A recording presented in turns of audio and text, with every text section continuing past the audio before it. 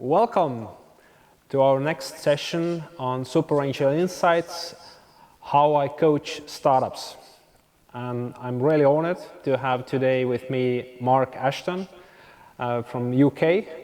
And he has awesome experiences in building B2B sales up to 20 mil and has been coaching and helping to grow sales over 20 plus years in different companies.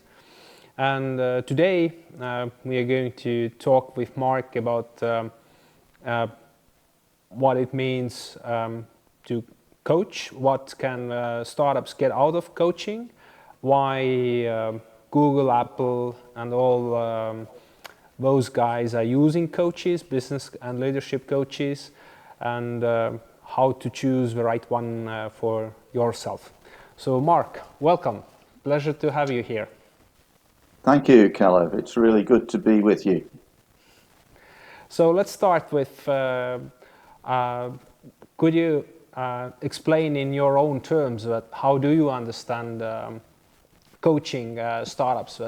What can coaches do for startups and what they can't, and how much coach can help you to grow in different markets, as you have a Resolve consulting company who is helping companies to grow in US and other big markets, so that in Canada, and how do these things go together? That usually the coaching is more with soul searching and growing as a leader. Lots of fuzzy questions, but let's start from how do you understand coaching, and what is coaching for you, and what's your approach to it?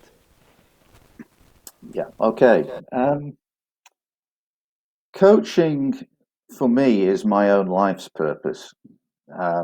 Looking back now on a career of 35 years so far, I can see how that has developed. It's a passion for supporting other people individually and collectively, so that they can become the best that they can be. They can fulfill their potential, and they can enjoy success. I have some very particular views about what success means. I don't believe that it's possible for any of us to do that on our own. Indeed, when I was running the company in the United States for 5 years, between the ages of 28 and 33, when I really, in retrospect, hadn't got much of a clue what I was doing, flying by the seat of my pants, I could really have done with a coach and mentor. And I think that's one of the things that just placed this thought in my mind. In terms of what is a coach versus what is an advisor, a consultant, I think the point is that every coach brings a unique mix of skills and experiences to the table. And I think it's also extremely important that we are addressing both the business issues and the personal issues. And you can think of that maybe like an iceberg. Above the waterline are the visible aspects of the business: tactics, strategy, opportunities, process, and so on. The stuff that's talked about all the time. And then underneath the water is, 4/5 of the iceberg, which is all about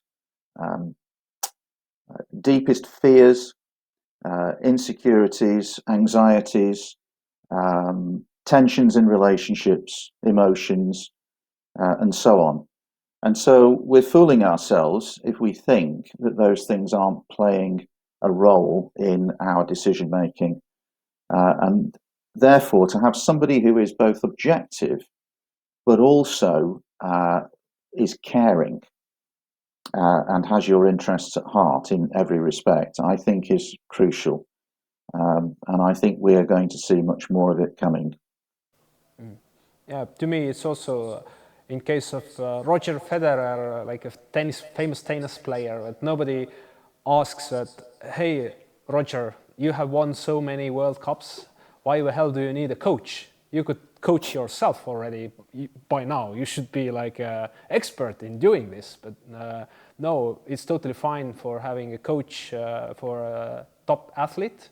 And we accept that this is the role of a coach to help to grow even better. But in case of entrepreneurship, for some reason, there is still not this support and understanding that as a first-time founder or even a second-time founder, you can make a lot. You can take a lot of value from having a coaching relationship where somebody outsider allows you to have a different perspective on questions which are burning and helping you to grow as a person, grow faster than your startup, that you as a leader can take next roles in your startup as it grows. Okay, this is very abstract. What does it mean, like in practice, for you, Mark? That, for example, you have been coaching several Estonian startups. That where does it start? Okay, that I'll have a session with a coach. How does it go? What questions get tackled, or what do actually in practice what a coach does? Well, for me, it starts with the major business challenges that the founder, the coachee, is facing. So we talk about those, and we very quickly start to establish that there are connections between what's going on in the business and what's going on within them, and potentially in their lives. And of course, the reality will be that they have a lot of uncertainty, a lot of stress, clearly. They don't know how to answer some of these questions. And so what the coach is doing, in my view, is to work on the business challenges with them, and at the same time to coach them, a bit like Roger Federer or Rafa Nadal, for example, who has all these elaborate rituals before he plays every shot, which is all about keeping his inner voice, his chatter, under control. So the coach builds up a relationship with the founder, or the person being coached, and gets to understand them very, very well indeed. This is why I think there's just this huge value in having somebody who does that, who understands enough psychology and is keeping up to date with psychology to be effective, not clinically trained, but is also a business person who has been there, seen it, done it, and still is doing. I am currently a founder of 2 businesses. So, coach is someone who can help you to cope with uncertainty and helps you to find yourself the answers to questions which are difficult to answer. Yes, yes. And another key principle here is, obviously, I mean, first of all, I'll tell you my favorite quote about startups, which is the polar expedition leader, Ernest Shackleton, at the beginning of the 20th century, who placed an advert, many people may know about this, and it said, "Men wanted for hazardous journey, small wages, bitter cold, long months of complete darkness, constant danger, safe return doubtful, honour and recognition in case of success." I guess that resonates with many people listening to this. So it's crucial that we are working on the issues arising within the individual. And the way I would put it is, if you go into a startup and you don't recognize that you yourself will have to grow and change personally, arguably at a faster rate than the business grows, then the chances are you're going to struggle to succeed. Personal growth is very painful, but it's more painful in anticipation than it is when you're going through it if you are being properly supported. Can you give a practical example? What does it mean to personally grow? It's a nice concept, but what have been like examples of hard cases in your practice of personal growth, which, if it's done, it finally helps the startup to grow to the next level? Yeah. So I think, for example, and this doesn't directly answer the question about the startup growing, but it's quite important nonetheless. One of my coachees was running 2 startups when I coached him over a period of 12 months, and he was going through an extremely tough period of personal questioning, growth, or need for growth, and needing to resolve a lot of questions for himself. The upshot of the 12 months, and it wasn't simply the coaching, because there were other things going on as well that were helping him and supporting him, was that he actually decided to stop doing either of those 2 startups and to join another startup that was already better established, that more accurately reflected who he was and his true life's purpose. So he came on board as CEO. So he wasn't a founder as such. He has equity in the business, and the business has begun to really go from strength to strength since he got on board, because it's a perfect fit. Another example would be, so some of you may know, there's a young lady called Marion Tedder, who was Young Estonian Entrepreneur of the Year, Female Entrepreneur of the Year last year. So I coached her for 12 months through an extremely difficult period when it was touch and go whether her business could continue. She is an extremely resilient individual, and found ways to keep herself going. She took a job, and she carried on campaigning for her business, which she's absolutely passionate about, and has succeeded now in getting it onto a solid footing, and raising investment. So, that was a case of a startup which might otherwise have failed altogether, and we're now looking at how we bring that into the UK. We have talked with you, Mark, before that, as you see it, you are in camp of Bill Campbell. Those of us listening who haven't read $1 Trillion Coach, and highly suggest to read it. And Bill Campbell was a guy who coached Steve Jobs and other top Silicon Valley entrepreneurs.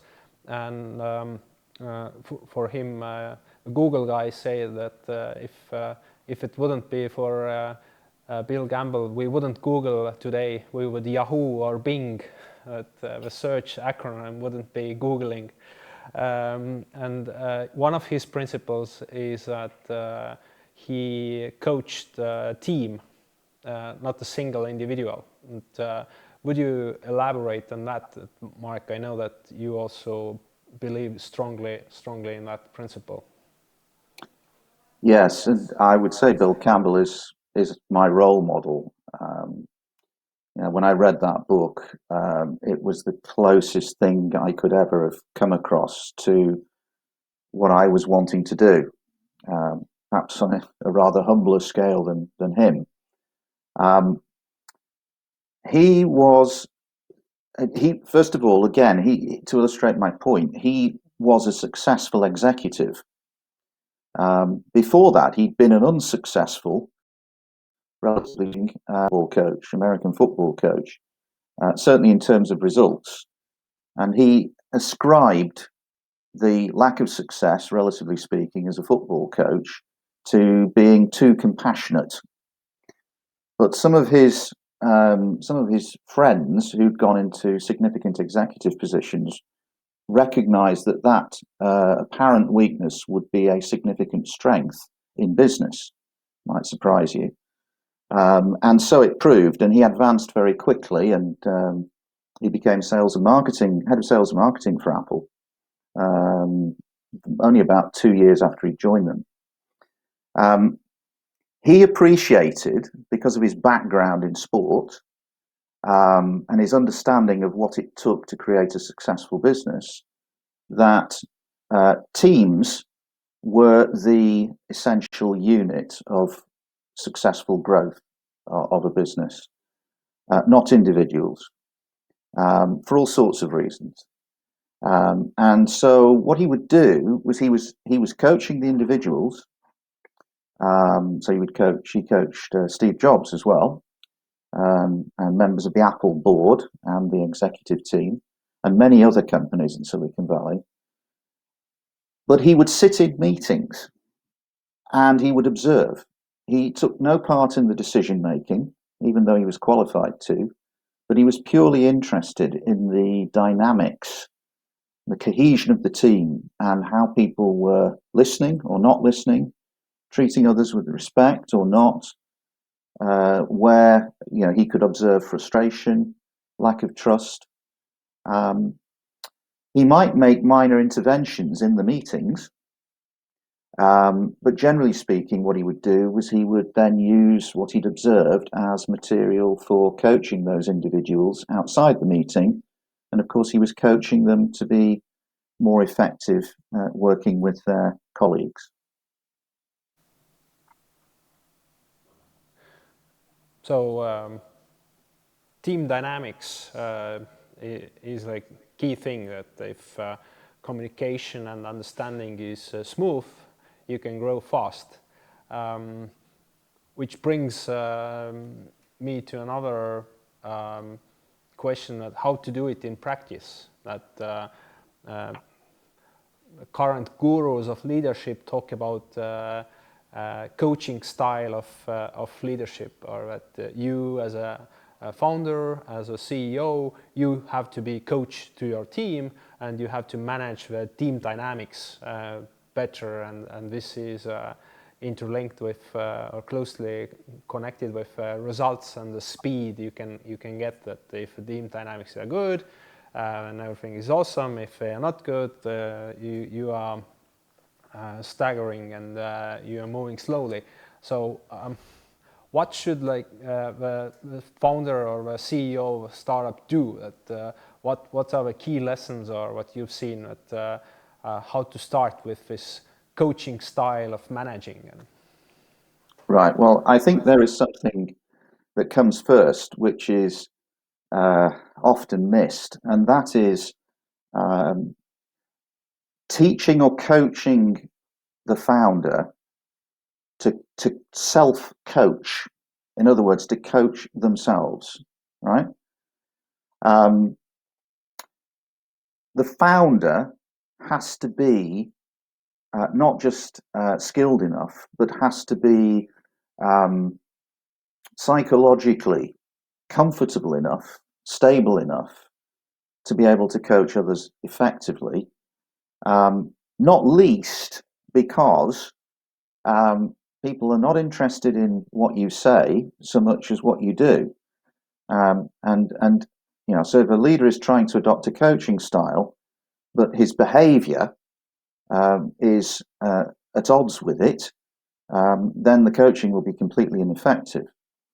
But the other thing is that, you've got to have, goes back to this thing about growing the company successfully. Therefore, you've got to grow yourself. If you're not committed to personal growth, then the company is at risk.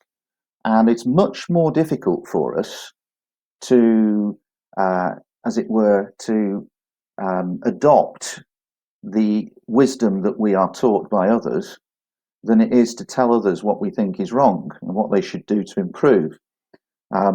There are some very simple techniques and very powerful techniques to learn how to self-coach. And I've used these myself recently and have been amazed by how simple and straightforward they are. And they come out of recent experimental psychology. And we perhaps talk about one or two of the sources in due course. So that's step number one. The other thing that's important is that the founder will discover that by coaching their team, their direct reports, that they're actually coaching themselves as well. Because all of us who are coaches and mentors will recognize this. We are learning as we coach.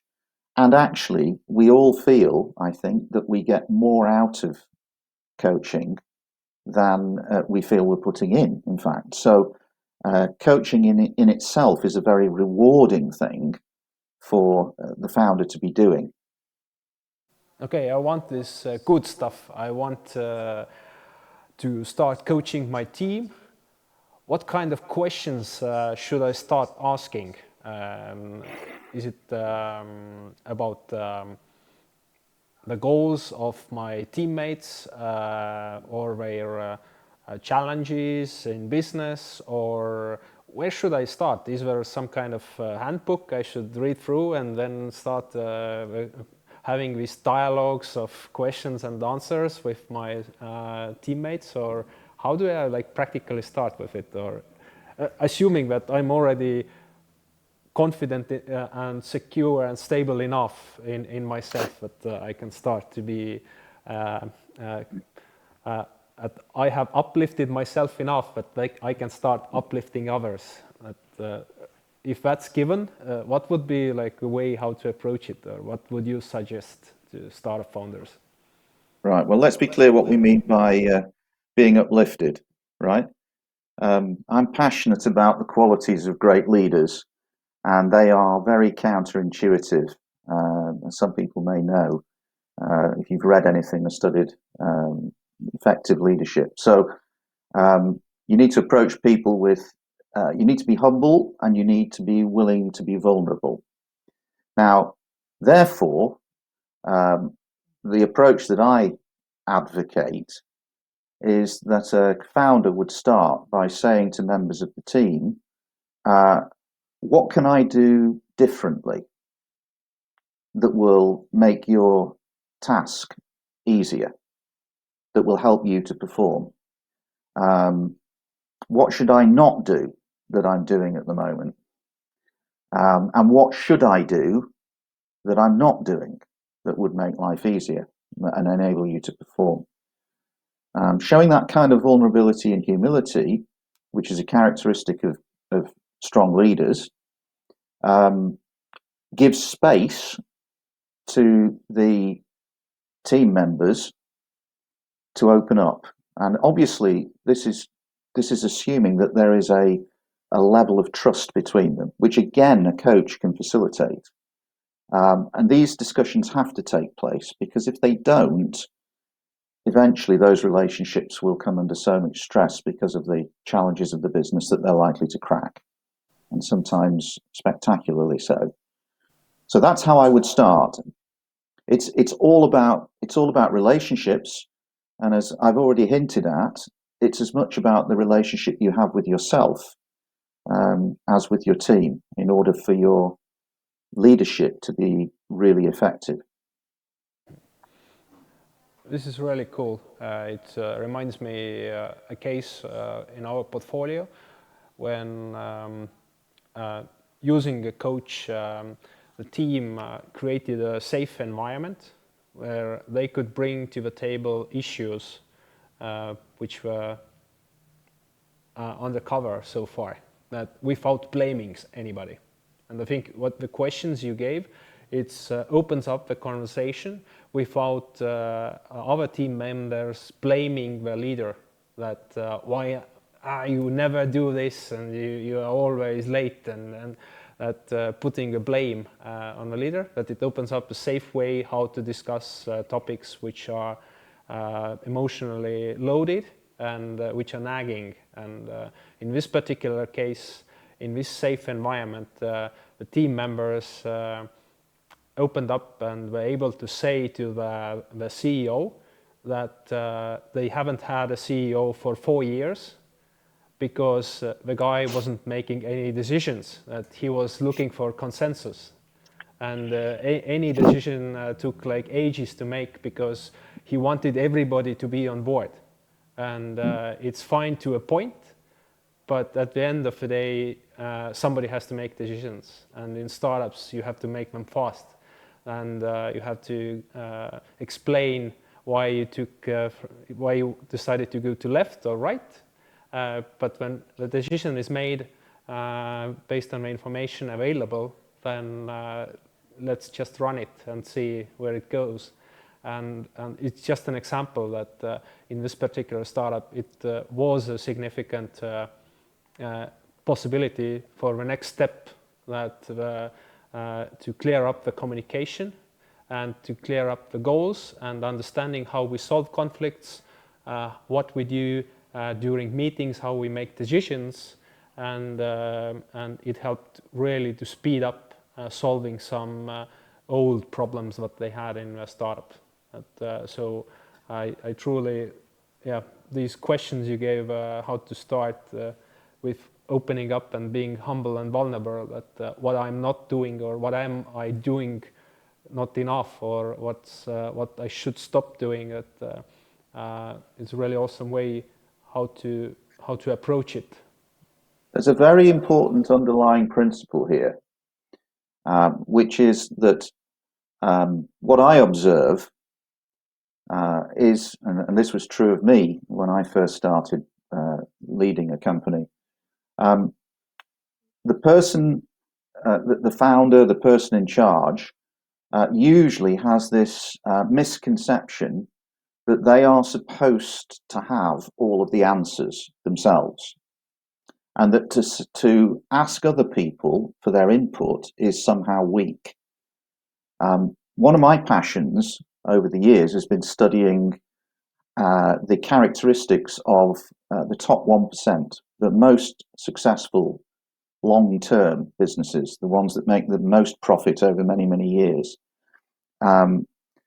One of the things that you discover about leaders in those companies is that they are completely cool with the fact that they don't have all the answers, and that they need to engage members of the team to get a better understanding. Then, though, as you say, they have got to reach a decision, and they need to stand by that decision, and everybody needs to support them in it. Yeah, I really like what you said, that the founder or the CEO doesn't have to know all the answers. That I highly recommend to look up Masters of Scale podcast with Colonel McChrystal, where he explains how he went to Iraqi war, where US was actually losing it, and he said that I don't know the answers, I know the process how to get to the right answers, and my role here is to keep doing the stuff which is working and stop doing stuff which is not working. And if colonel of United Forces army can say, I don't know the answers, that honest startup founders can also tell to their teams that I don't know the answers, but I know, sure as hell, I know the process how to get to the right answers. And there's another problem as well, which is really important to point out, which I see often going wrong, which is that when founders are very unsettled and insecure, because they feel they've not got the answers and the pressure is very great, natural human tendency is to fall back on doing something that you feel comfortable doing. And very often that is a particular a technical part of the job, right?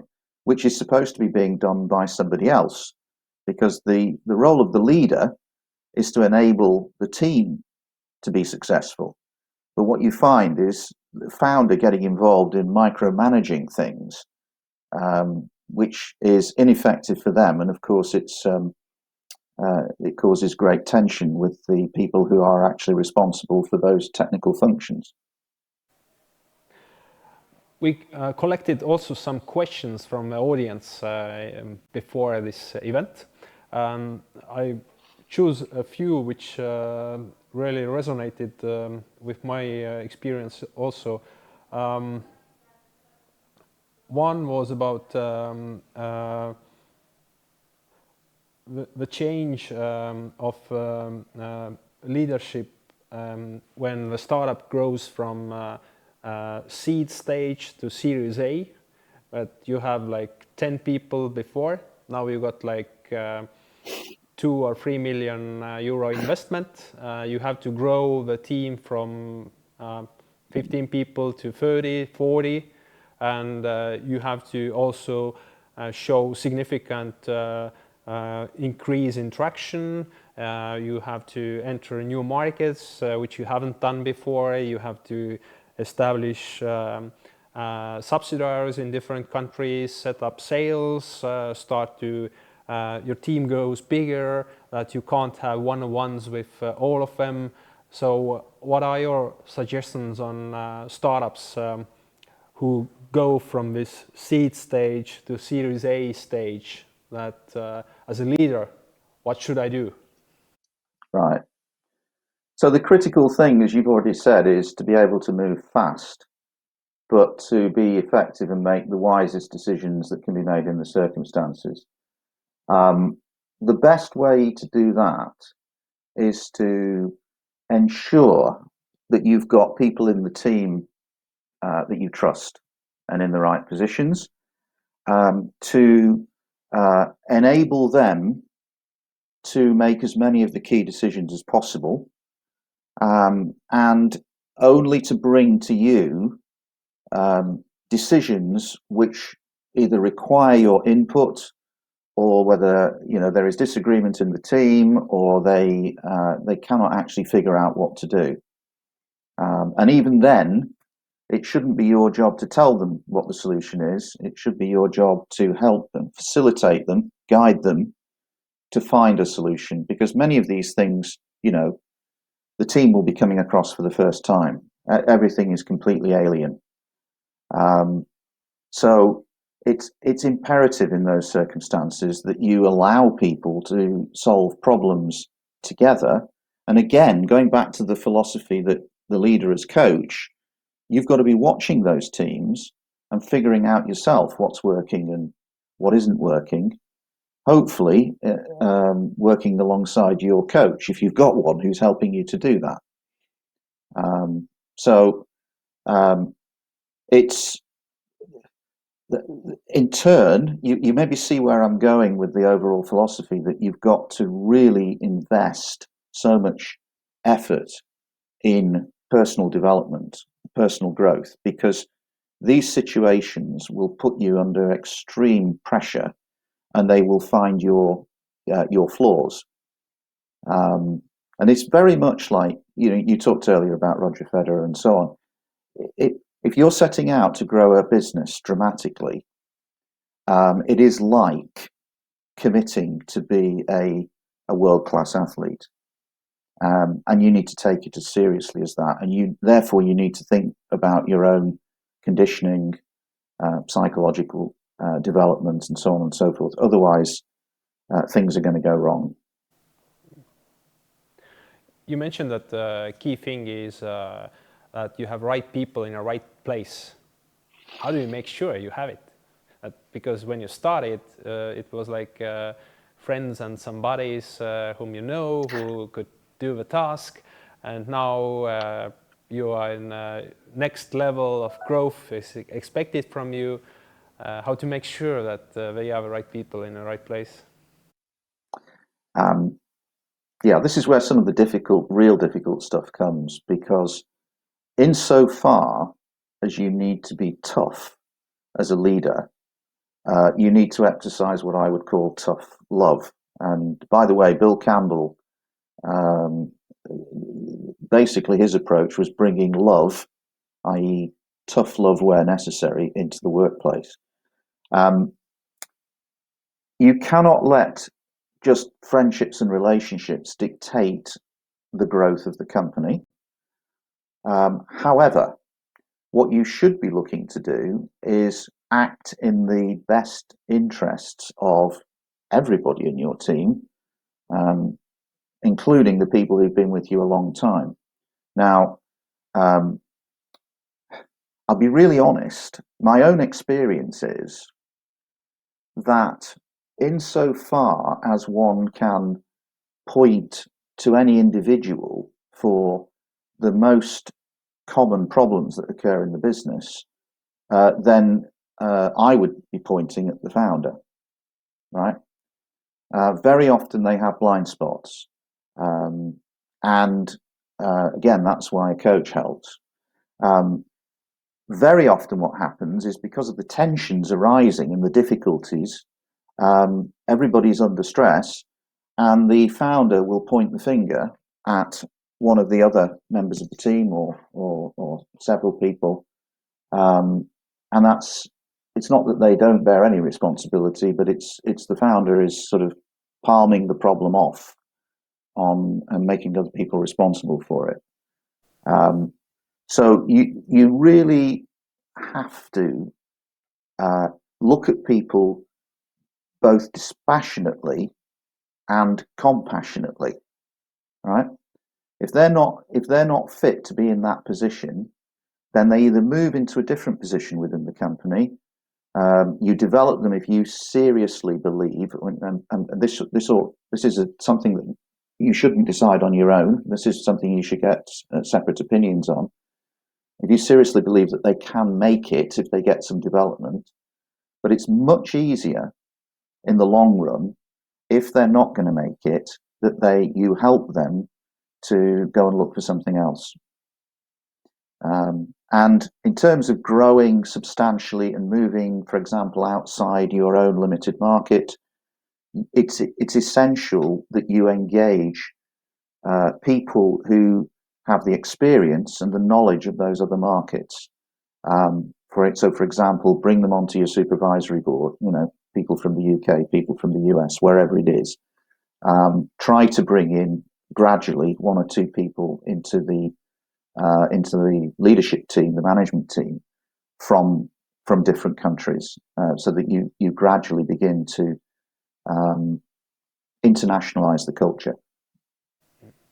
So your kind of number one suggestion regarding growing in distant markets is to fast bring in the experience and insights from that market.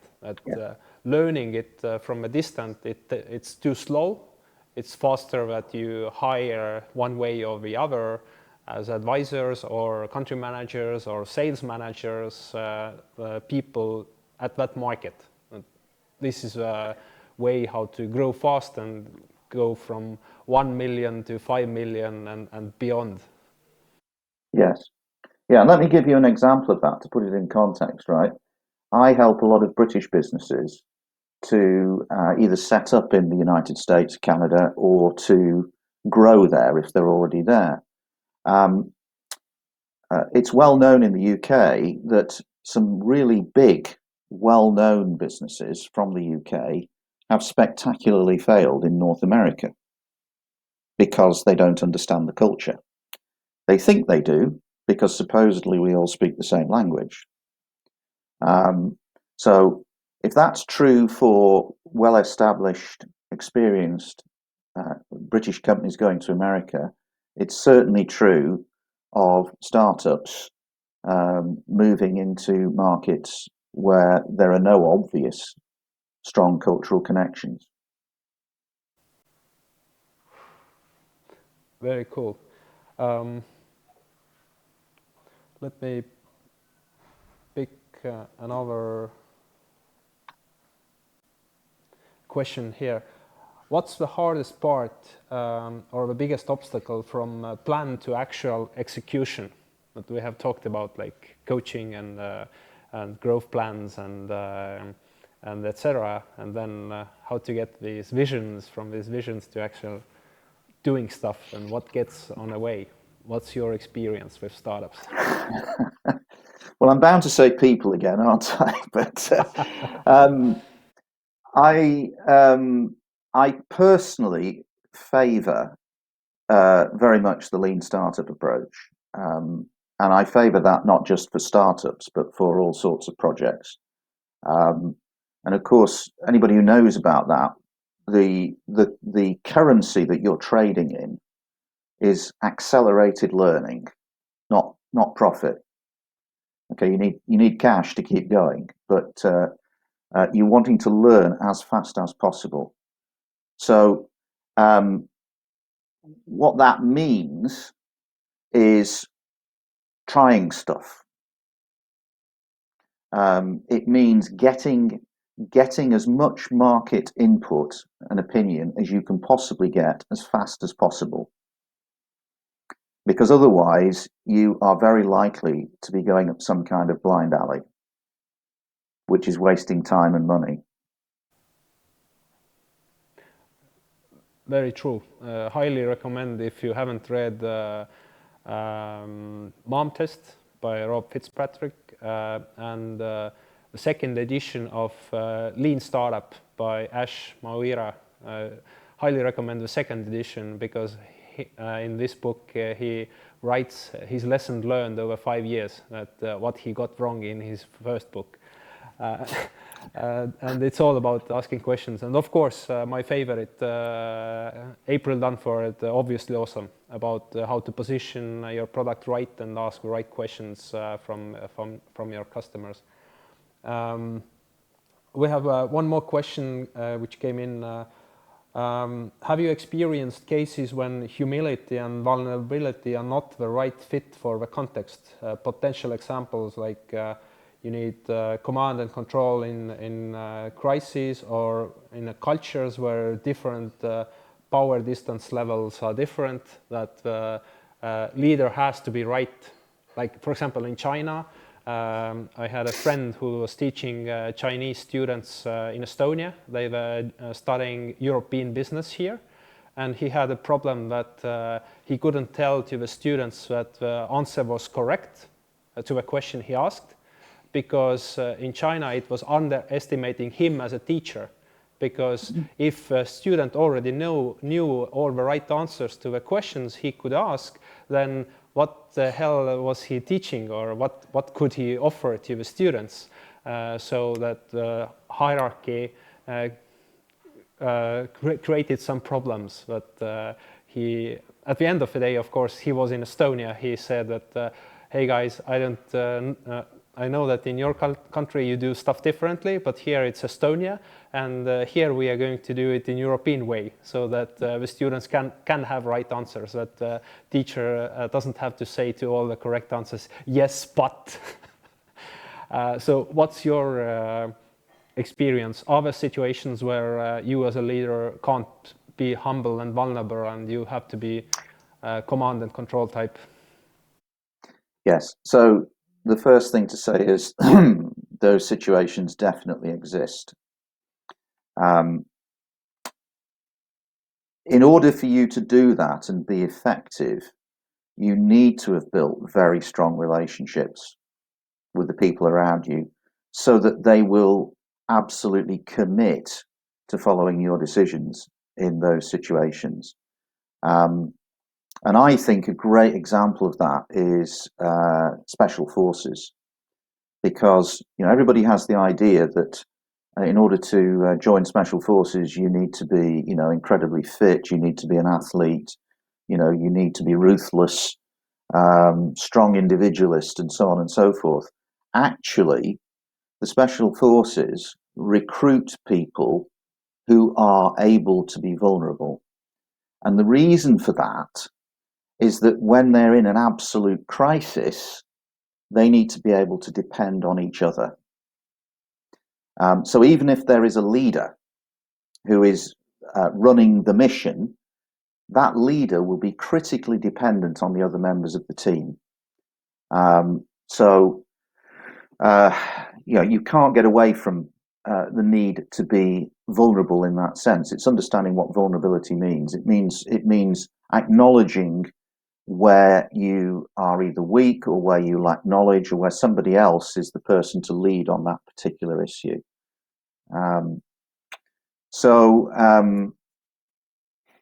What else? I think, again, we've talked extensively about teams and about how teams need to operate. I think what I would observe is, yes, there are cultural differences between different countries.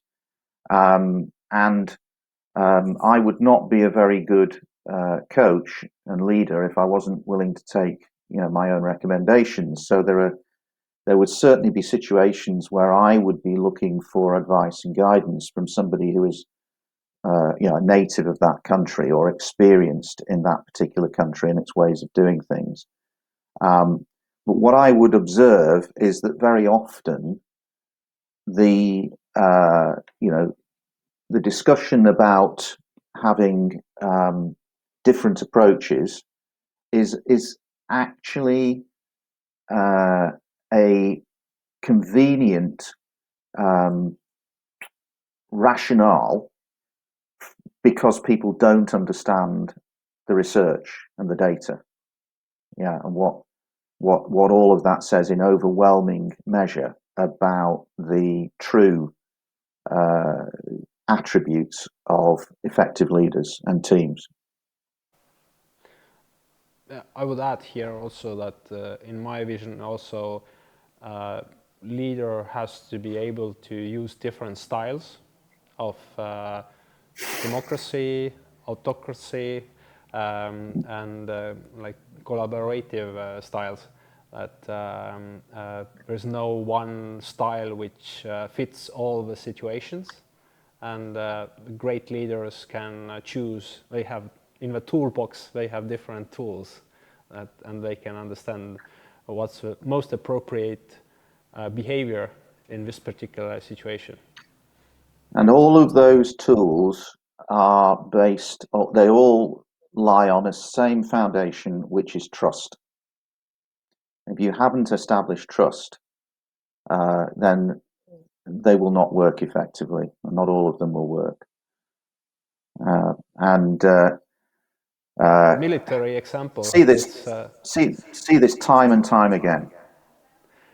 Military example that most people think that it's easy to lead in military because if you give order, the soldier will do it, but they haven't faced malicious compliance. That order is fulfilled exactly as told, but in totally wrong way.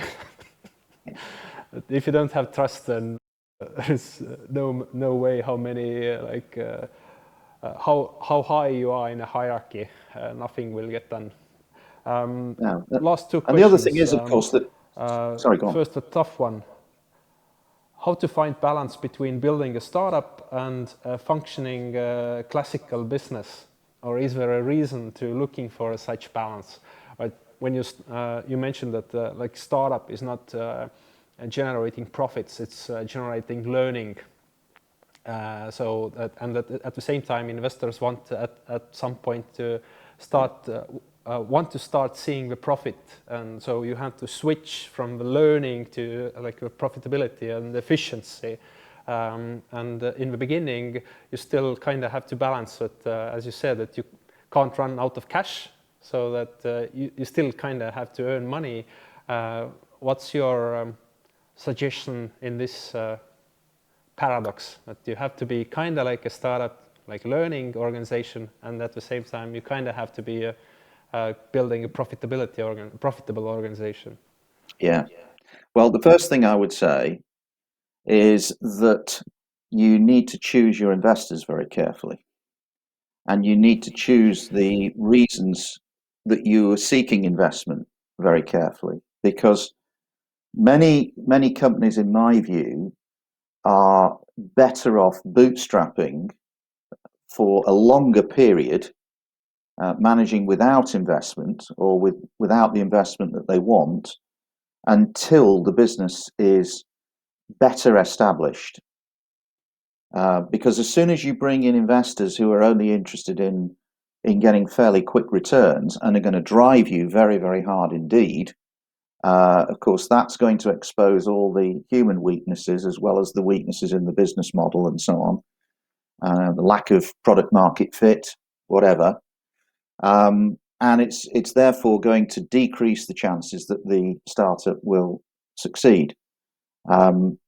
So that's the first point. The second point is, there is no substitute for rapid learning. And when I say accelerated learning, that's what I mean. And because what it's about is getting out in the marketplace and verifying that you have a strong product market fit. Because if you don't, basically you're just throwing away the resources, the investment, and you're not going to move fast in the right direction.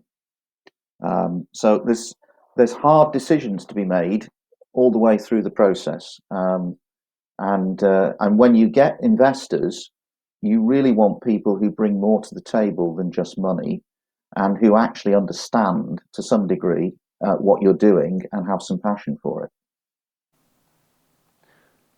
Very cool. I promised I said that I have 2 questions, but it turns out that I have 2 more questions. One is how to choose a coach.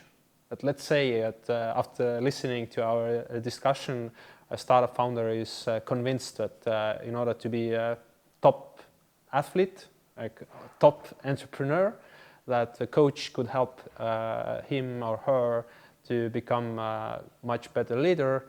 How do I choose? How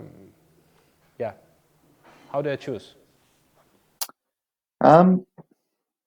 Well, if you've got yourself tied up with a good incubator, a good accelerator, then the chances are that they've got some good coaches on board, right? So you're not going out, looking around in the dark kind of thing. But of course, you can ask. In any case, you can ask other startup founders. You can ask investors. You can ask. You can ask your bank. Because there are so many people around, and the quality is very variable. You need somebody, I believe, who's got sound business experience, has run business themselves. It probably doesn't need to go very much beyond that, because driving an effective business is as much about avoiding unnecessary mistakes as it is about having detailed knowledge of the sector or the application, whatever it is. And above all else, I think hopefully it's clear from this discussion that you need somebody who really understands how to help individuals and teams to be really effective. And that means addressing those issues underneath the waterline. And we haven't talked much about specifics, but there are real specific tools and techniques that a coach can teach you that will have a significant and measurable impact on the business. Which leads me to the last question. What are the books or podcasts or blogs you would recommend founders to read? Okay, well, I have. I'm going to mention books that have influenced me dramatically, and some of these, go back a little while because the research and the truths within them don't go out of date. So I was very much affected by all of Jim Collins' work. So for those who don't know about it, as it goes back sort of 15, 20 years or more, he led 4 great studies into high-performing organisations. Best known is good to great, but my personal favourite is great by choice, which is the last one that he and Morten Hansen led a research team, which was really all about looking at how certain companies thrived in chaos and adversity, whereas others didn't. So that's one. Obviously, we've talked about $1 Trillion Coach. I would also strongly recommend Adam Grant. For those who don't know him, organizational psychologist in the States. And his book Give and Take, is particularly good because it sets out the principles of smart giving, which is empirically demonstrated to be the most effective form of behavior. Far more effective than taking or what's called matching, which is sort of transactional behavior. And finally, I would recommend a book that just came out at the start of this year, which is by a guy called Ethan Kross, spelt with a K, and it's called Chatter, Our Inner Voice, Why It Matters, and How to Harness It.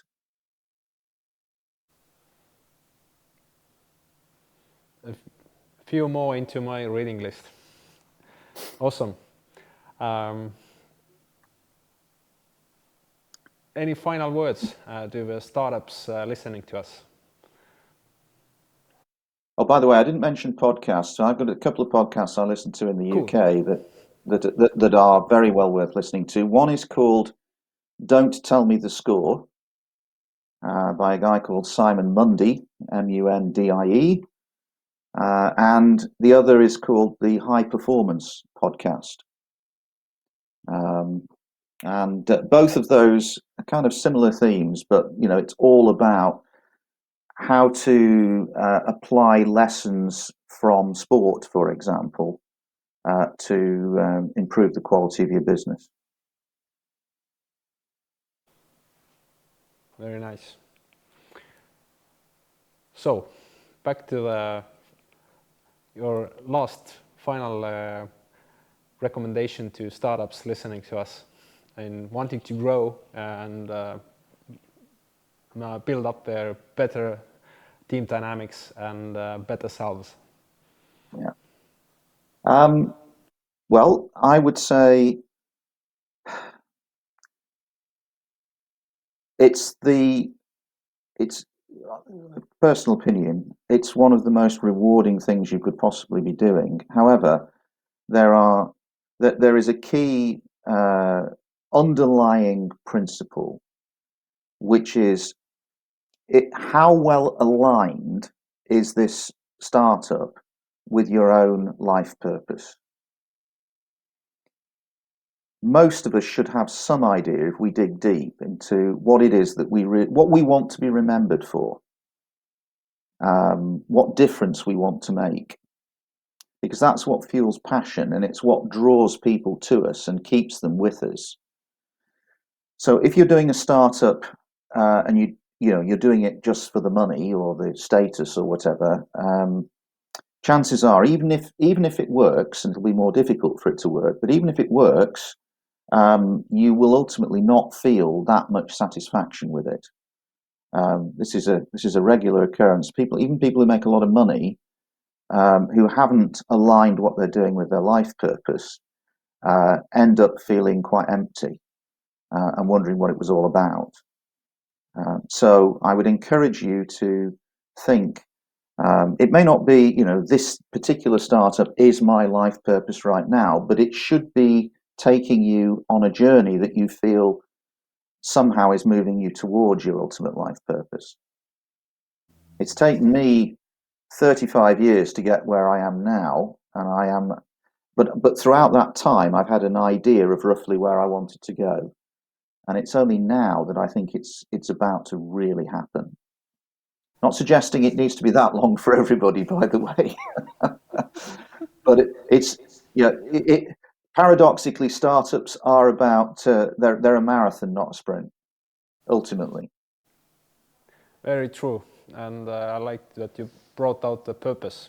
That difficult topic, but definitely worth thinking about. Thank you very much, Mark. It was a pleasure chatting with you as always. And to all those listening to us in a broadcast, thank you for tuning in. I hope you learned something new, and I wish you all the best, and see you around. Until the next time.